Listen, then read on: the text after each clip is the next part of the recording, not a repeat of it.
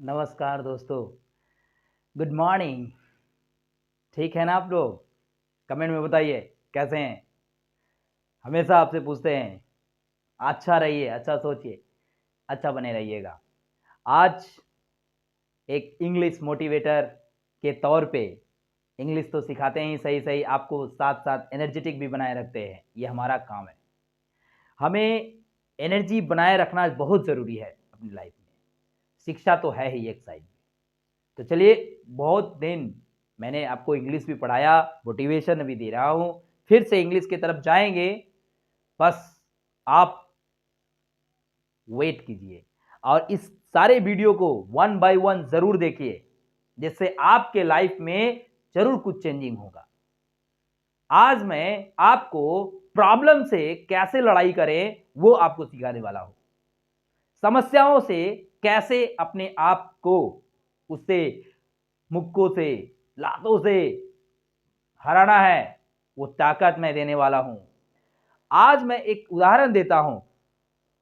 जब किसी लड़की का विवाह होता है तो बहुत ही प्रसन्न होकर वो अपने मायके से लेकर अपने ससुराल जाती है और उस जगह पे उसे लोग भिन्न भिन्न देखने को मिलता है, क्योंकि बचपन से लेकर के जवानी तक अपने मायके में माता पिता के साथ रहता है, जो उनकी फैमिलियरिटी में रहते हैं। लेकिन जैसे ही अचानक वो अपने ससुराल जाती है शादी के बाद, तब उन्हें कुछ दिन कुछ साल अलग सा लगता है।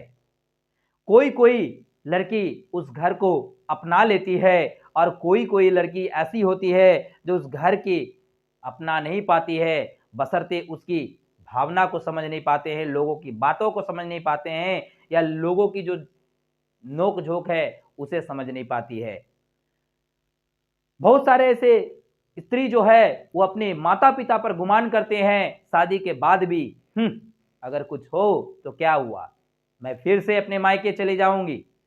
लेकिन कुछ लोग होते हैं जो अच्छे पैसे वाले भी होते हैं और अच्छे समझदार भी होते हैं, जो सोचते हैं कि नहीं, अब जैसे भी रहना है मुझे यहाँ ही रहना है। तो समस्या क्या है, ध्यान दीजिए। एक स्त्री थी, वो उसी तरह के जैसा मैंने आपको समझाया, वो अपने समस्याओं से लड़ नहीं पा रही थी। समस्या थी अपने घर के ससुराल वालों के साथ सुटेबिलिटी, उसकी समानता, उसकी जो घुल मिल के रहने की जो आदत थी, वो बात बात पर वो नोक झोंक कर देती थी और गुस्से हो जाती थी। एक दिन वो अपने ससुराल से बैग उठाई और अपने माता पिता मायके चली गई। चले जाने के बाद वहां अपने पिताजी से कंप्लेन करती है कि पिताजी, मैं ऐसे खानदान, ऐसे परिवार में नहीं रहूंगी जहां सिर्फ संघर्ष और समस्याएं हैं। मैं इस समस्याओं को समाधान नहीं कर सकती, बहुत समस्या है। अब समझते हैं, जानते हैं कि परिवार में कितनी जटिलताएं होती है, आप ये मानते होंगे और आए समय अपने आसपास देखते भी होंगे। तो पिताजी अपने प्रोफेशन बाय प्रोफेशन वो रसोइये थी, मतलब मेस का काम करते थे। तो अपने बेटी को बोली, ठीक है बेटी, आई हो तो बैठो, चलो आज किचन चलते हैं। किचन ले गए अपने बेटी को और उस किचन में एक साथ 3 बर्तनों में पानी चूल्हों पर चढ़ा दिया और तीनों पानी को कुछ समय उबलने दिया, खौलने दिया। ये सारी घटना अपनी बेटी को वो पिताजी दिखा रहे थे और बेटी देखने के बाद अपने मन से अटपटा महसूस कर रही थी, ये हो क्या रहा है। कुछ समय पानी खौलने के बाद पिताजी एक में अंडा डाले, एक में कॉफी बीन्स डाले और एक में चावल डाले। ध्यान दीजिएगा इस बात को। ये तीनों चीज देने के बाद फिर से पिताजी बैठ गए किचन में और बेटी अपनी प्रॉब्लम सुनाती रही, अपनी ससुराल की सारी कंप्लेन यहाँ देती रही। पिताजी वो ऐसे है, वो ऐसा है, ये ऐसा करता है, वो ऐसा कर, वगैरह वगैरह। इस तरह से पिताजी मुख बाधित चुपचाप सुन रहे थे। बेटी को लग रहा था, क्या मैं बकता जा रहा हूं, पिताजी सुनते जा रहे हैं, कुछ बोल नहीं रहे हैं, कुछ प्रतिक्रिया नहीं दे रहे हैं। क्या मतलब है इसका? उसी बीच समय बीता, बर्तन में गर्म जो उबलता हुआ पानी में जो 3 वस्तुएं डाली गई थी वो अपने समय सीमा के साथ बॉईल हुई, पकी, और उसके बाद साथ साथ तीनों बर्नर को बंद किए पिताजी। चूल्हों को बंद करने के बाद बेटी से पूछा गया, बेटी ये तीनों में तुम क्या क्या देख रही हो?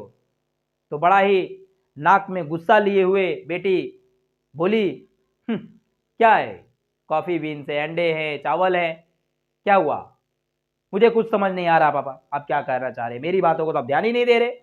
इस तरह गुस्सा में कह रहे थे।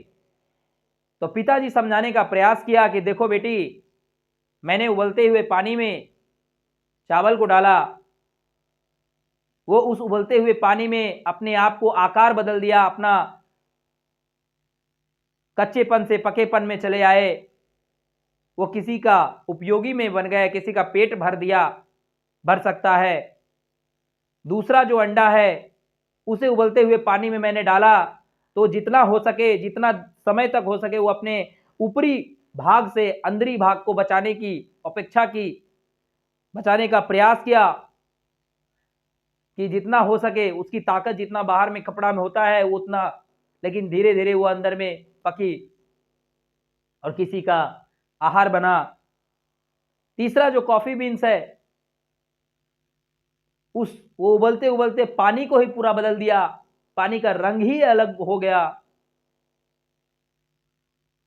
तो जिंदगी भी तो ऐसे ही ना बेटी, जिंदगी भी तो एक ऐसा ही है, संघर्ष से भरा हुआ है। अगर तुम संघर्ष करना छोड़ दोगी, क्या लगता है तुम कहीं रह पाओगी? आज तुम किसी कारणवश यहां से छोड़कर यहां चली आई हो, क्या लगता है कि तुम कहीं और जाओगी तो वहां नोकझोंक नहीं होगी, बातें नहीं होगी, प्रॉब्लम्स नहीं होगी, स्ट्रगल्स नहीं होगी? ऐसा हो सकता है क्या? अपनी बेटी से पूछ। नहीं। बेटी बोला नहीं पापा। तो अब तुम्हें डिसाइड करना है कि तुम्हें अंडे की भांति बनना है या कॉफी बीन्स की तरह बनना है। जीवन में बहुत सारे ऐसे संघर्ष आते हैं, उस संघर्ष से, उस समस्या से डिपेंड करता है कि आप कैसा उसके साथ प्रतिक्रिया करते हैं।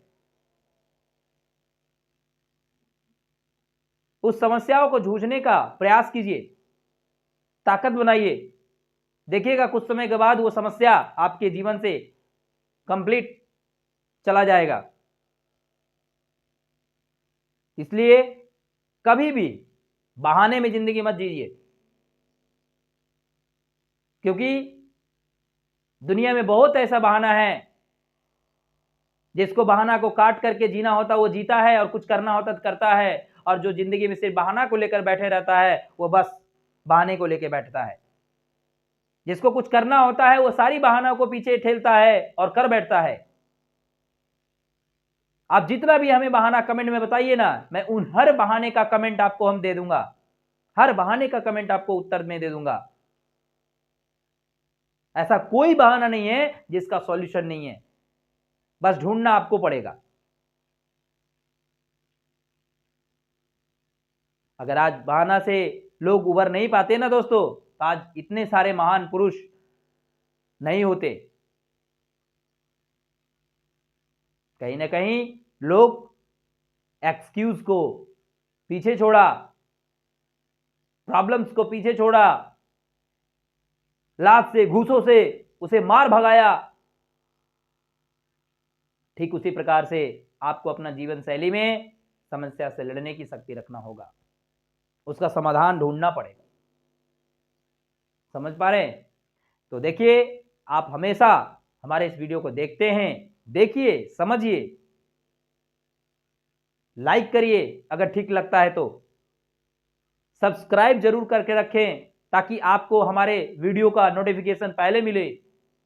कमेंट जरूर कीजिए दोस्तों हमें, जिससे हम कुछ सीखें आपके थ्रू,